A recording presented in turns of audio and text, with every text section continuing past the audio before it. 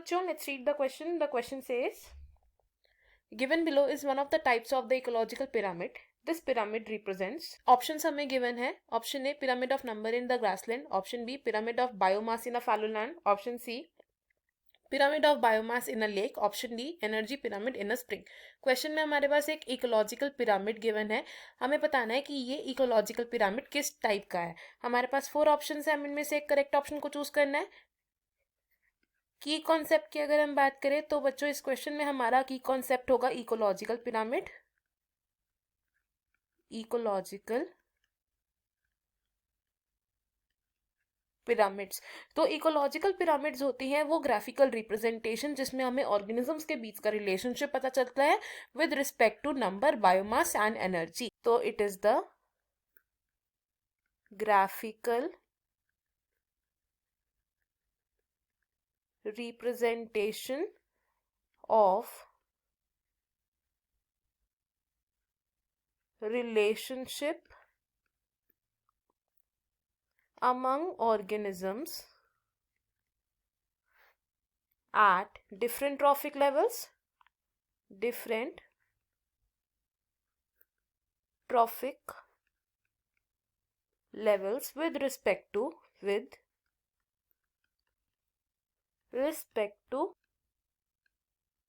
number, biomass and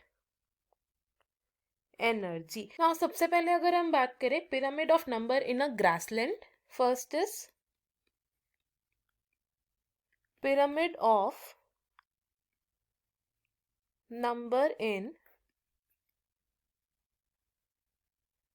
grassland ecosystem. तो grassland ecosystem की अगर हम बात करें तो इस तरीके के इकोसिस्टम में जो हमारा पिरामिड ऑफ नंबर होता है ये होता है एक अपराइट पिरामिड. यानी कि जो प्रोड्यूसर्स होते हैं इनका नंबर ज्यादा होता है.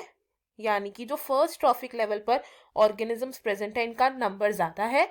एंड देन सक्सेसिवली जैसे जैसे हम ट्रॉफिक लेवल हायर की तरफ बढ़ते रहते हैं वैसे वैसे जो ऑर्गेनिजम्स होते हैं उनका नंबर कम होता रहता है. तो इस तरीके का जो इकोलॉजिकल पिरामिड है इसे हम कहते हैं अपराइट पिरामिड. नेक्स्ट हमारे पास जो ऑप्शन है उसमें गिवन है pyramid of biomass in a fallow land. Pyramid of biomass in fallow land.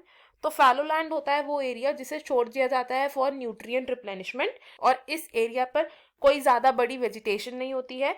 इस तरीके के इकोसिस्टम में जो पिरामिड ऑफ बायोमास होता है वो होगा एक अपराइट पिरामिड क्योंकि इसमें ज्यादा वेजिटेशन नहीं है. तो मेजरली जो वेजिटेशन प्रेजेंट होगी छोटी छोटे प्लांट्स की at the first trophic levels वो होंगे मेनली हमारे प्लांट्स. एंड फर्दर जैसे जैसे हम सेकेंड ट्रॉफिक लेवल पर बढ़ेंगे हमारी जो वेजिटेशन है वो कम होती रहेंगी यानी कि जो हमारा बायोमास है वो कम होता रहेगा. नेक्स्ट थर्ड ऑप्शन में हमारे पास गिवन है pyramid of biomass in aquatic ecosystem. Third is pyramid of biomass in lake. और लेक क्या है? ये है एक एक्वेटिक इकोसिस्टम.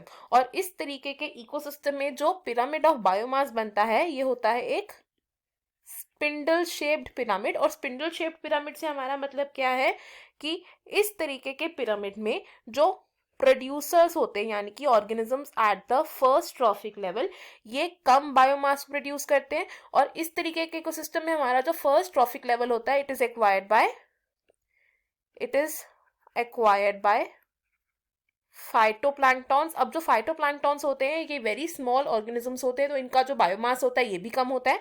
अब सेकेंड ट्रॉफिक लेवल पर प्रेजेंट होते हैं हमारे जू प्लैंक्टॉन्स और जू प्लैंक्टॉन्स लार्जर इन साइज होते हैं देन फाइटोप्लैंक्टॉन्स. जू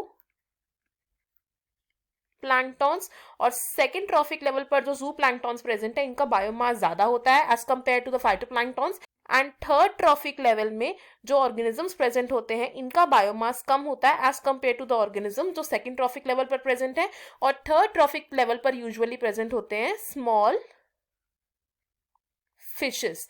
तो इस तरीके के इकोलॉजिकल पिरामिड को हम कहते हैं एक स्पिंडल शेप्ड पिरामिड. और फोर्थ ऑप्शन में हमारे पास गिवन है pyramid of energy in a spring. Energy pyramid in spring. Pyramid of energy की अगर हम बात करें तो ये ऐसे पिरामिड्स होते हैं which are always upright, always upright. अब क्वेश्चन में हमारे पास जो ये पिरामिड गिवन है, ये पिरामिड रिप्रेजेंट कर रहा है एक pyramid of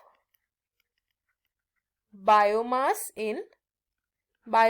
in lake ecosystem, which is option C. Option A, option B and option D हमारे रॉन्ग आंसर्स होंगे यहाँ पर.